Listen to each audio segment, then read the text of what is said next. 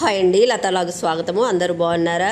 నేనైతే బాగున్నానండి. మీరంతా కూడా బాగుండాలని మనస్ఫూర్తిగా దేవుని ప్రార్థిస్తున్నానండి. ఏమండి, చూసారా, నేనైతే మా పాప వాళ్ళ ఇంటి దగ్గరకు వచ్చానండి. అయితే అక్కడ ఎవ్రీ సాటర్డే మార్కెట్ ఉంటుందండి.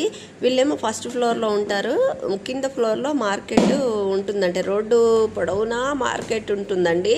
అయితే ఫ్రెష్ కూరగాయలు తీసుకొస్తారండి. మామూలుగా కూరగాయలు కానీ పళ్ళు కానీ అన్నీ కూడా చాలా ఫ్రెష్గా ఉంటాయండి. ఫ్లవర్స్, అన్ని రకాల ఫ్లవర్స్ అండి. చాలా పెద్ద మార్కెట్ అండి. కానీ చాలా బాధ కలిగిందండి. రైతులు కష్టపడి పంట పండిస్తారు కదండి. అయితే ఇక్కడ వర్షానికి చూడండి, వీళ్ళు నైట్ మార్కెట్ అండి, లైట్లు అవి పెట్టుకొని పాపం కష్టపడుతూ అమ్ముతున్నారు కదండి. ఇంత పెద్ద వర్షంలో కూడా లైట్లు అవి పెట్టుకొని అవి టెంట్లలాగా వేసుకొని అమ్ముతున్నారండి.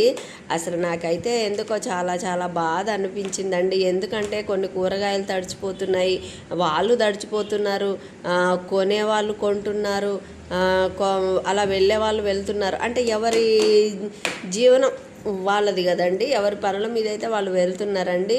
కానీ అండి, తడిచిపోయి అయితే చాలా కూరగాయలు కూడా పడేశారండి.